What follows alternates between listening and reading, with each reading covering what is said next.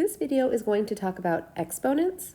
In particular, we're going to talk about the calculations we use with exponents. We'll start first by identifying the parts of a problem with exponents. The larger number here is what is known as the base, whereas the smaller number up in the corner is what is actually called the exponent. We would read this as 1 to the second power, or alternatively 1 squared. And what that means is literally that you have a square with dimensions of 1, and if you wanted to find the area inside, you would do that by multiplying 1 times 1, which of course is just 1. So it's telling us how many times to multiply the base. If we look at 3 squared, or 3 to the power of 2, our base is 3 and our exponent is 2, which means we have a square with dimensions of 3 units. And if I'm trying to figure out what the area is inside, right, I would multiply 3 times 3, which would be 9. So 3 squared is 9. A lot of times people do 3 times 2, which is 6. This is incorrect, right? It's 3 times itself to make 9. There are some times when we have to kind of work backwards, right? So we might know that some base squared equals 81, and it's our job to figure out what that number is, right? Some number times itself equals 81. And so that's what we have to ask ourselves, right? Ask ourselves the question, what number multiplied by itself is 81? And we can think of our square, right? We know the area inside is 81. A lot of times people think, well, I'm going to cut 81 in half, which would be about 40, right? 40 times 40 would not make 81. We could think about, well, 2 times 2 is 4, 3 times 3 is 9, and so on. Eventually, you'll get to the fact that 9 times 9 is 81. So this must be 9. X is equal to 9. Another way you might see that, I'll just kind of draw this over here, is something called the square root, right? So this, if we say, what is the square root of 81? It is 9, right? It's the root of this square. It's the building block that makes this square. We don't always refer to squares when we talk about exponents, so this is 1 to the third power, which means that our base of 1 is being multiplied by itself 3 times. You might also hear it as 1 cubed.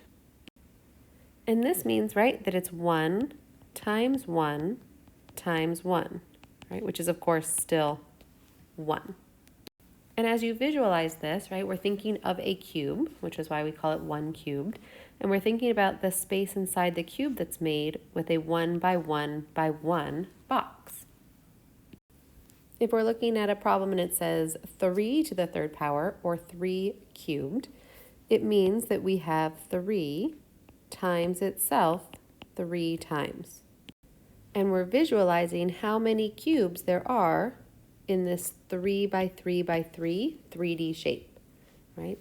And so if I was thinking about it, right, 3 times 3 times 3, this 3 times 3 is 9, and this 3 times 3 is 27. So 3 to the third power is 27. The one thing you might notice is that exponents get big really quickly, right? 3 times 3 times 3 is already 27. Think about what you would get if you were trying to figure out 4 to the third power, or 4 cubed, right? Take a moment, pause the video, calculate it for yourself. See what you get if you do 4 times 4 times 4.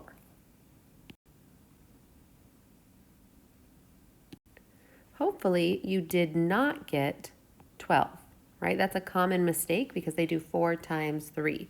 But 4 times 4 times 4, first if we do this part, that's 16 already, times another 4 gets us to 64. 4 to the third power is a total of 64, much bigger than the 12. That was our incorrect answer. There might be times where we have to figure out the exponent for numbers, right?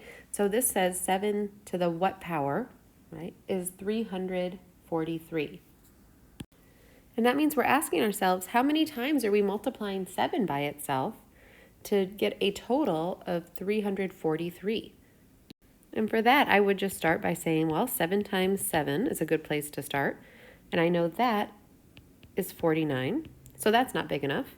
What if I multiply it by another 7, which means I would do 49 times 7, and that would get me to 343. So it must have been 7 to the third power was 343, right? So I might have to just multiply by 7 until I get my answer. We will often see exponents in math problems, and sometimes the math problems have multiple steps, right? So there is a particular order in which we have to do math when we see multiple things happening at once. So as a quick review, the first thing you have to do always, right? The first thing is any parentheses or brackets. So anything that looks kind of like this comes first, right? That's the base. The second thing that happens is that you do any exponents. The third thing you do is any multiplying or dividing, right? So anything with multiplying and dividing. And sometimes you'll have multiplying and dividing in multiple parts of the problem. We do them from left to right. So multiplying and dividing, you just do it like you're reading a book, from left to right. And we end with any adding and subtracting. And again, that it's done from left to right. So in this problem I have over here, I see that there are parentheses right away. And inside the parentheses, I actually see some subtracting, I see some adding, and I see an exponent.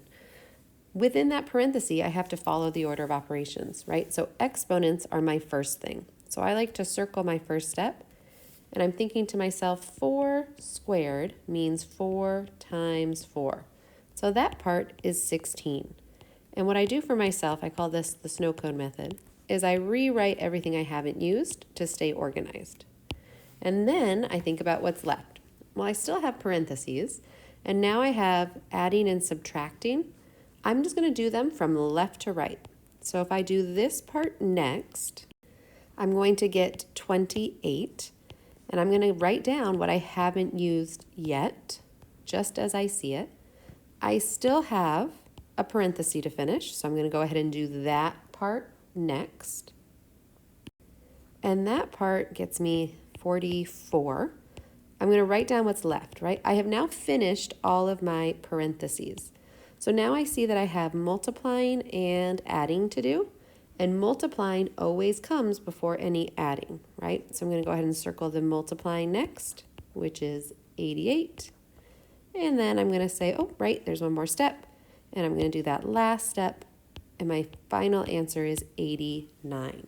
If we do it in a different order than someone else, we're going to get different answers, right? So it's really important we all follow the same order so that we can have the same result. All right, now it's your turn. So I've left you a problem here to solve. In parentheses, 15 plus 3 to the third power minus 9, and then that multiplied by 10. And I'm reminding you of our order here with this little pyramid. Remembering to build up from the base to be able to complete the problem in the correct order. Make sure you record this in your book, and we'll talk about our answers and we'll work through some more problems together as we continue to work with exponents and, of course, now order of operations.